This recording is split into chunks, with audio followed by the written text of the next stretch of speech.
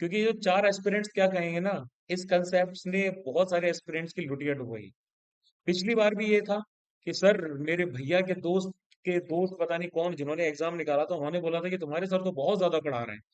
और भाई हमारे सर बहुत ज्यादा पढ़ा रहे हैं, तो सर के बैच में से आ गए पूरे 20 में से 20 क्वेश्चंस।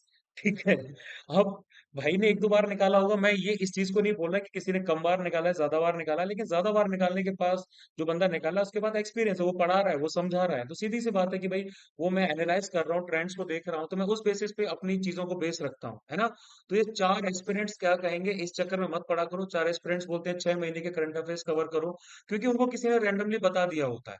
चार एस्पिरेंट्स क्या कहेंगे, इसकी जगह खुद देखा करो कि भाई कितने करंट अफेयर्स आए थे, कितने क्वेश्चंस आए थे, खुद एनालाइज करो, खुद ट्रेंड को देखो। जब ये देखोगे ना, तो चार एस्पिरेंट्स क्या कहेंगे इस वाले कंसेप्ट में आप लोग बिल्कुल भी नहीं पढ़ोगे।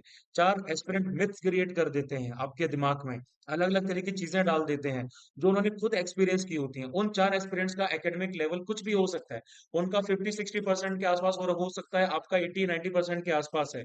और आप उनकी बातें सुन के अपने आप को क्या कर रहे हो, डिमोटिवेट कर रहे हो, डिमोरलाइज कर रहे हो। जो चीजें आप कर सकते हो, आप अपने पोटेंशियल को टैप ही नहीं कर रहे हो। आपने अपने पोटेंशियल को लिमिटेड कर लिया कि भाई चार एस्पिरेंट्स ने तो मुझसे ये कहा था, तो मैं कर ही नहीं सकता।